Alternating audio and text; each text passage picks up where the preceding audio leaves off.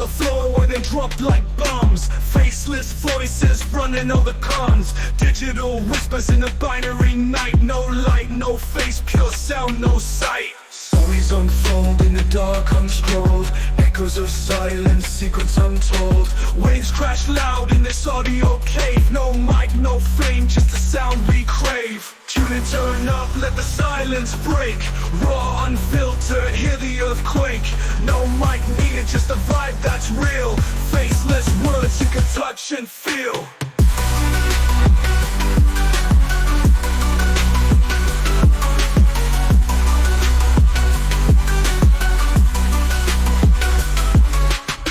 In shadows, voices untamed. No need for spotlight, no claim to fame. Just a beat of life in a stream of thought. Every word a punchline, no need to be taught. Just listen close, no visuals needed.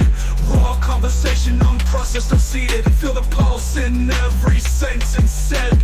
No distractions, just thoughts in your head. Whispers of the streets, rumbling through.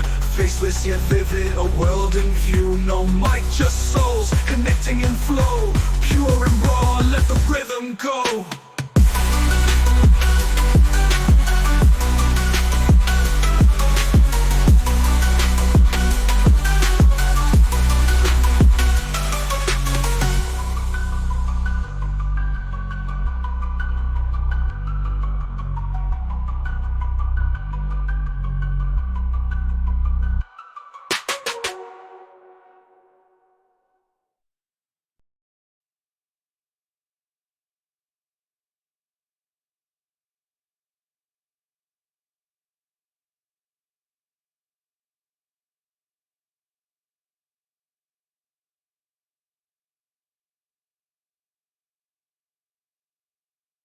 I do not use microphone. Please speak into the trumpet.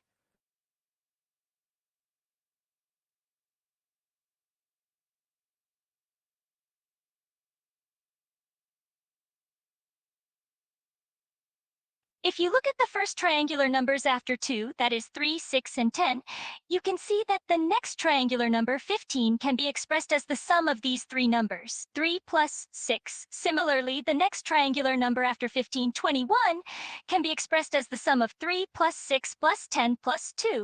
By continuing this pattern, it is easy to see that any integer can be expressed as the sum of three triangular numbers.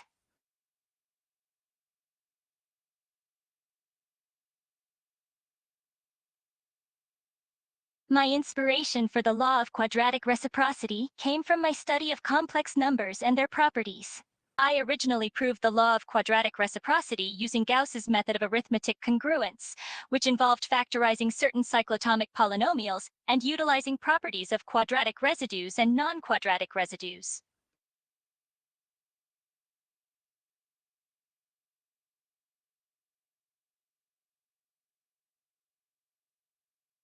To construct a regular 17gon using only a compass and straight edge, you can start by drawing a circle with center O and radius r. Next, mark points E and C on the circle at distance r3, 2r3, and 4r3 from the center O respectively. Then draw the line segment AC and mark points D and E on this segment such that AC, CD, DD, DB. Now draw the line segments BC, ED, and FC and extend them to point F on the circumference of the circle. By drawing the line segments FA and FB, we'll have constructed a regular 17gon inside the circle. To complete the construction, you can draw the line segments OF, OC, and FD to form the entire 17gon.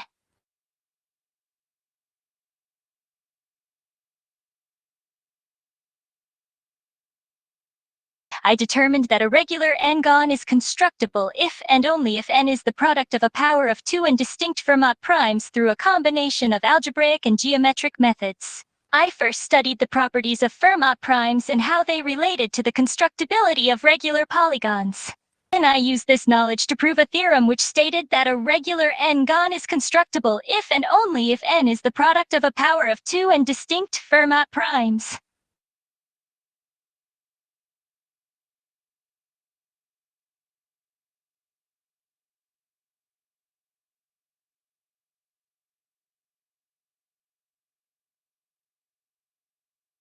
The set of Gaussian integers, a plus b, is significant in the study of number theory because it is a subring of the complex numbers, C. This structure allows for the application of algebraic methods to problems in number theory, resulting in a better understanding of properties of integers. The Gaussian integers also form an important part of the theory of quadratic reciprocity and Dirichlet's theorem on arithmetic progressions.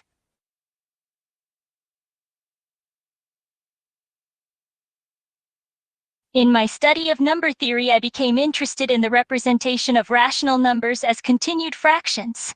I discovered that continued fractions have interesting properties and that they can be used to classify quadratic forms. This allowed me to develop methods for studying and classifying quadratic forms, which form a fundamental part of number theory.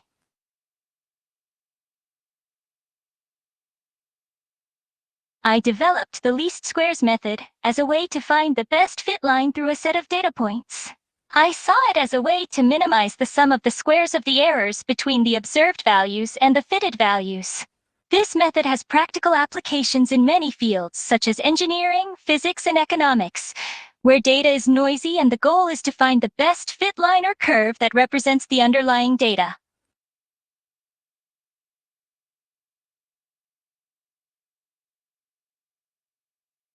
When I was a young child, I was given the problem of summing the first 100 integers. I did not have any formal mathematical training at the time, but even at that age I was fascinated by numbers. As I began to think about the problem, I realized that the sum of the first n integers can be expressed as n plus 1, 2, which can then be simplified to n power 2, 2 plus n. Using this formula, I was able to quickly compute and sum the first 100 integers. Modular arithmetic played a significant role in my mathematical discoveries. I used modular arithmetic to simplify and solve certain types of equations, and also to develop my method for the summation of arithmetic progressions.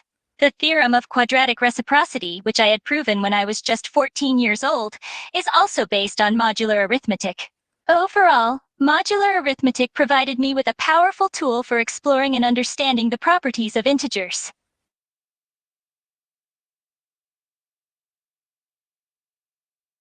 When I set out to prove the fundamental theorem of algebra, I started by considering a polynomial function f extra plus of a1x plus a0. I knew that this polynomial would have complex roots, and that I would need to use the intermediate value theorem to show that the polynomial had at least one root in the complex plane. From there, I used the concept of the derivative to show that the polynomial had at most n roots, and therefore had exactly n roots. The fundamental theorem of algebra was thus proven.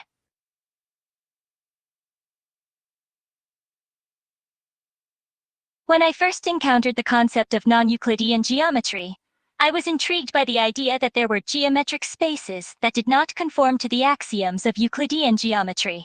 I began to explore the properties of these spaces and discovered that they had interesting and unique characteristics. Despite my groundbreaking findings, however, I was hesitant to publish them because I knew that the concept of non-Euclidean geometry would be controversial, and I feared that my work would not be well received by the mathematical community.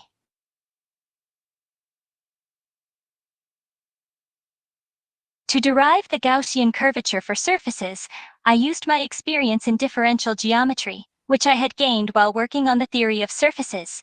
I first defined the Gaussian curvature as the product of the principal curvatures, and then used the first and second fundamental forms to calculate the Gaussian curvature for any given surface. The Gaussian curvature reveals important properties about the shape and curvature of a surface, and indicates how the surface curves both horizontally and vertically.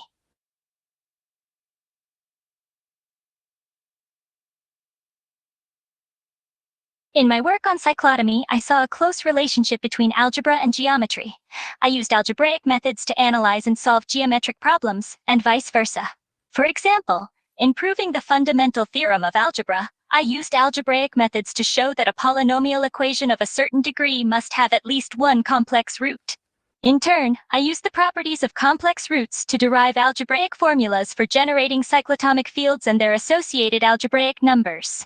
Overall, the relationship between algebra and geometry in cyclotomy is one of mutual dependence and reciprocal influence.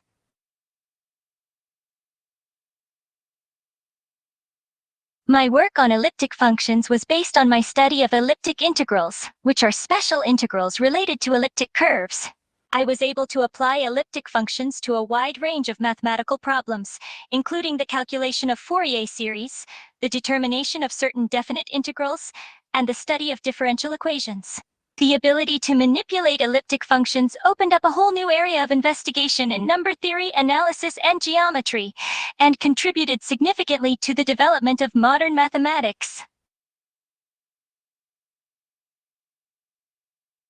The significance of the Gaussian elimination method in solving systems of linear equations cannot be overstated. My method, which is now known as Gaussian elimination, allows for the efficient and systematic solution of systems of linear equations, regardless of their size. It is a fundamental tool in linear algebra and has numerous applications in fields such as engineering, physics, and economics. The method is also incredibly simple and intuitive, and can even be performed manually in small systems.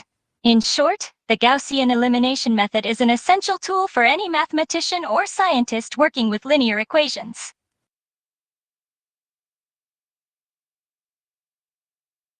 My work on determinants laid the foundation for much of the later development in linear algebra. The concept of a determinant is a fundamental tool in the study of linear independence, linear transformations, and eigenvalues, all of which are central topics in linear algebra. Moreover, determinants are essential in the study of matrix theory and the general theory of linear transformations. Without my work on determinants, the development of linear algebra would have likely taken a very different path.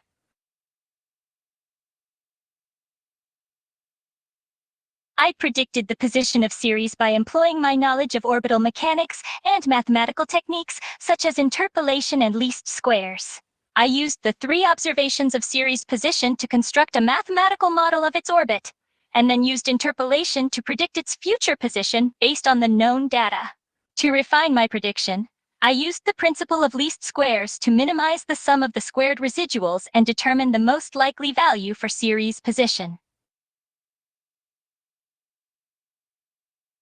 My work on the secular perturbations of planetary orbits was significant in a number of ways. Firstly, it allowed me to make more precise predictions about the orbits of the planets and to identify any discrepancies between observed and theoretical values.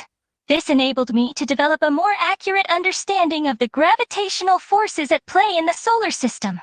Additionally, the work I did on secular perturbations provided valuable insights into the stability and long-term behavior of the planet's orbits, and helped to reinforce the case for the heliocentric model of the solar system.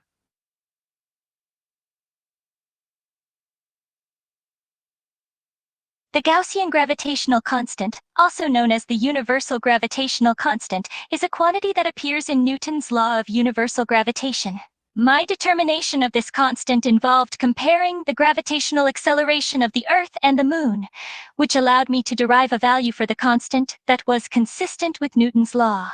The significance of determining the Gaussian gravitational constant cannot be overstated, as it is one of the fundamental constants that appear in a wide range of physical equations, including those in classical mechanics, electromagnetism, and even in quantum mechanics.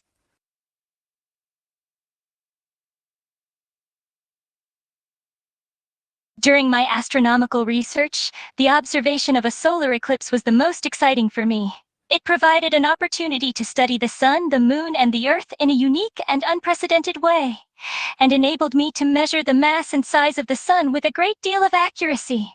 This information, in turn, allowed me to calculate the gravitational constant, which is a fundamental quantity in the study of gravity and cosmic motion. The observation of a solar eclipse was not only an incredible scientific opportunity, but also a source of awe and wonder at the beauty and complexity of the universe.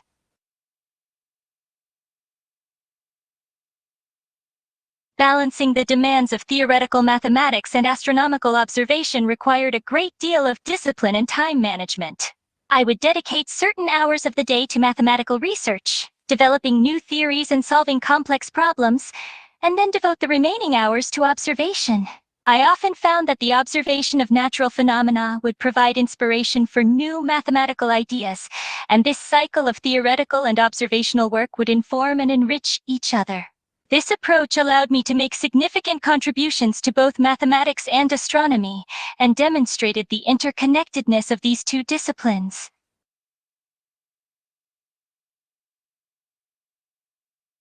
My work on the Gaussian unit system, which was a system of physical units based on fundamental physical constants, greatly contributed to the study of electricity and magnetism. By defining units in terms of fundamental constants such as the permittivity of free space and the magnetic permittivity, I was able to provide precise definitions for electrical quantities like voltage, current, and resistance. This clarity and precision helped to unify the study of electricity and magnetism, and provided a common language for scientists and engineers to communicate and exchange ideas.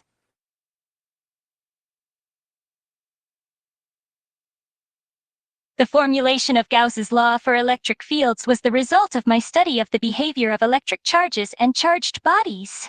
I understood that the distribution of electric charge produces a flow of electric fields, and that the total flux of this field through a closed surface is proportional to the total charge inside that surface.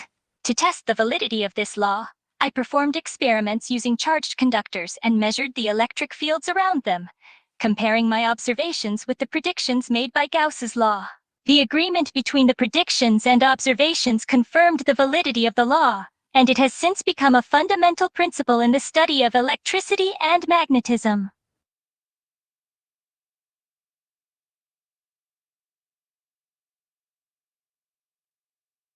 In my study of the Earth's magnetic field, I designed and used a number of precision instruments, the most notable of which was a torsion balance. This instrument, which used a fine wire suspended by silk threads, was capable of detecting even the smallest changes in the magnetic field, allowing me to make precise measurements of the Earth's magnetic gradient and declination. Additionally, I used other instruments such as a dip circle, a magnetic needle, and a magnetometer to measure the intensity and direction of the magnetic field. By using these instruments, I was able to make a detailed study of the Earth's magnetic field.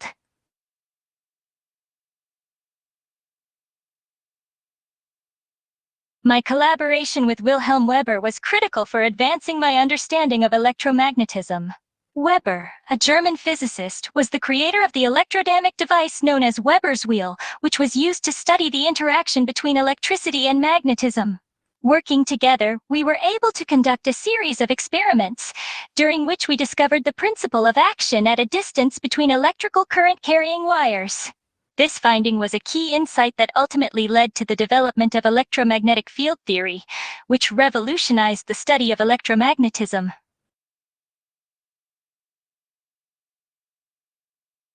Developing the telegraph was a challenging task, as there were many technical difficulties to overcome. One of the major problems was that the transmission of electrical signals over long distances using existing technologies caused the signals to weaken and become distorted.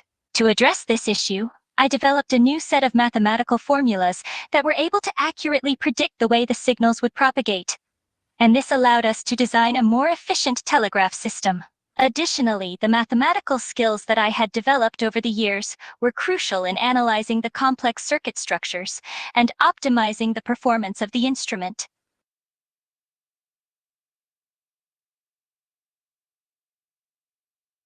In my study of fluid motion, I gained a deeper understanding of the interplay between physical principles and mathematical equations. By formulating the Navier-Stokes equations, which describe the motion of fluids in terms of momentum and energy exchange, I was able to describe a wide range of fluid phenomena, including turbulence and fluid boundary layers. Through the application of differential equations, I gained a deeper insight into the complex and intricate behavior of fluids. My work on optics was deeply connected to my broader mathematical and physical theories. For example, the principle of least action, which I developed to explain the behavior of physical systems, could be applied to optics to explain the principle of least time, which states that light takes the path of least time in traveling between 2 points. This connection between physics and mathematics, through the principle of least action, allowed me to unify and deepen my understanding of both fields.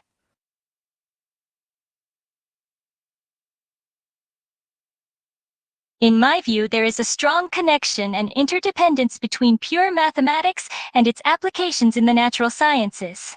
The development of new mathematical theories and concepts often leads to new insights and discoveries in science, while the study of natural phenomena often provides problems and challenges that require the development of new mathematical techniques. Through this cycle of mutual influence, math and science become increasingly interconnected and complementary to each other.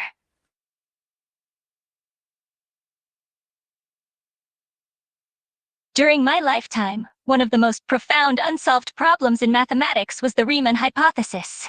This hypothesis, which is about the distribution of prime numbers, was first posed by Bernhard Riemann in 1859.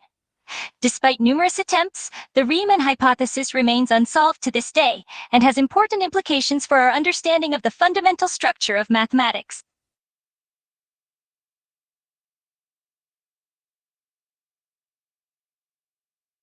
In problems that required both theoretical insight and empirical verification, I typically started by forming a hypothesis based on my theoretical understanding of the situation. Next, I designed and executed experiments to gather empirical data related to the hypothesis. I then compared the theoretical predictions with the experimental results using mathematical techniques such as statistical analysis and curve fitting. If the theoretical predictions matched the experimental results, I would consider my hypothesis to be supported, while discrepancies would lead to further refinement of my hypothesis or the formulation of new theories. My mathematical discoveries were often the result of a combination of intuition and rigorous proof. I would often first develop an intuition for a problem through visualizations, mental simulations, or analogies, and use this intuition to guide me towards a possible solution or theorem. I would then work to rigorously prove the theorem using mathematical principles and formal logical reasoning. The interplay between intuition and rigor was crucial in my approach to problem solving, and they complemented each other in the discovery of new mathematics. My time at the University of Göttingen significantly shaped my scientific worldview. I was exposed to the latest developments in mathematics, physics, and astronomy, and interacted with some of the greatest minds of the time, including Johann Wolfgang von Goethe and Ernst Chladni. These experiences broadened my perspective and encouraged me to think creatively and to question established ideas. In particular, the study of mathematics under the tutelage of renowned mathematicians like Christian Kramp and Bernhard Riemann played a significant role in developing my theoretical and conceptual abilities.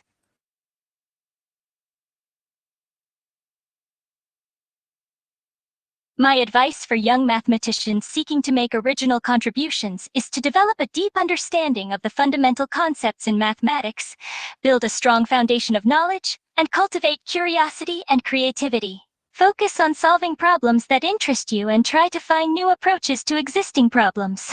Additionally, collaboration with other mathematicians is often beneficial, and don't be afraid to ask questions and seek feedback from more experienced mathematicians. Lastly, be patient and persistent, as the process of developing new mathematics can often take significant time and effort.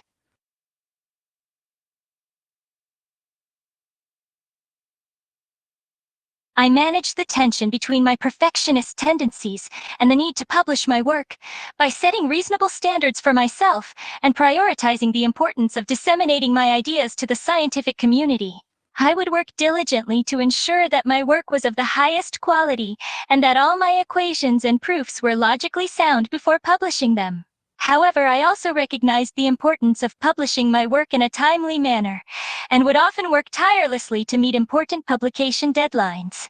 By finding a balance between my perfectionist tendencies and the need to publish, I was able to maintain a high standard for my work while still getting my ideas out into the world.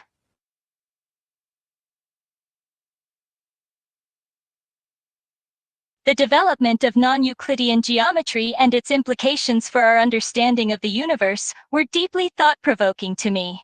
The concept of space being non-Euclidean contradicted the traditional understanding of space as a rigid, three-dimensional Euclidean entity, and raised questions about the nature of reality and our perception of it. I regarded the study of non-Euclidean geometry as an important step towards expanding our understanding of the universe and challenging established assumptions about the nature of space.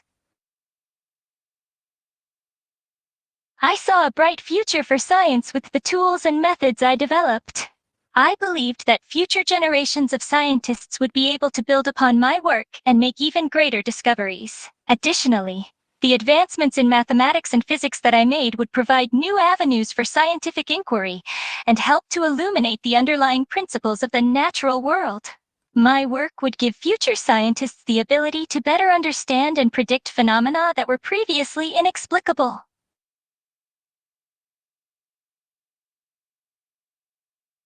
Of all my discoveries, I believe my work on the application of mathematics to physics will have the most lasting impact on science.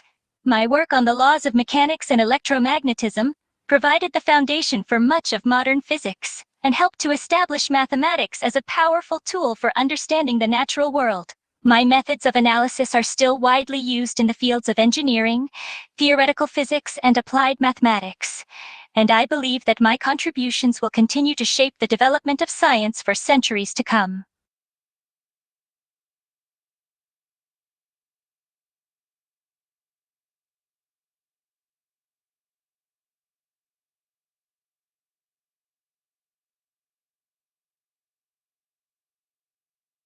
I have to say, I was pleasantly surprised at the depth and thought that went into your questions.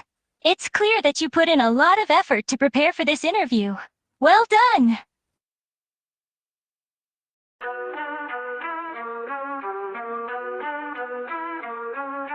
Mics on the floor where they drop like bombs. Faceless voices running all the cons. Digital whispers in a binary night. No light, no face, pure sound, no sight. Stories unfold in the dark, unscrolled. Echoes of silence, secrets untold. Waves crash loud in this audio cave. No light, no flame, just the sound we crave. Tune in, turn up, let the silence break. Raw, unfiltered, hear the earthquake. No mic needed, just the vibe that's real. Faceless words you can touch and feel.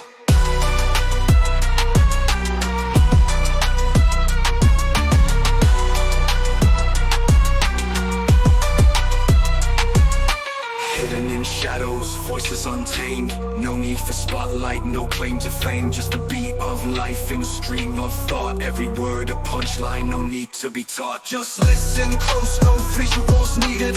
Raw conversation, unprocessed, unseated. Feel the pulse in every sentence said. No distractions, just thoughts in your head. Whispers of the streets, rumbling through. Faceless yet vivid, a world in view. No mic, just souls, connecting in flow. Pure and raw, let the rhythm go. Pure and raw.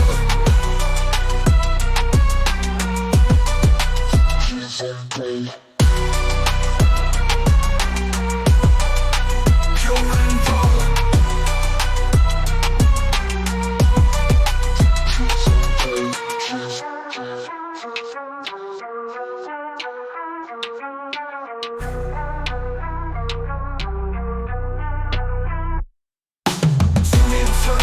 Silence break, raw, unfiltered, hear the earthquake.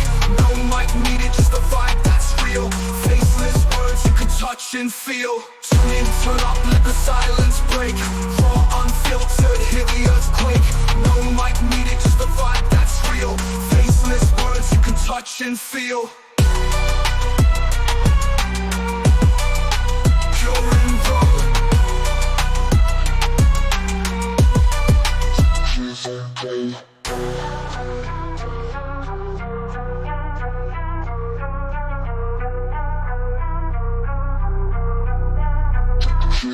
Okay.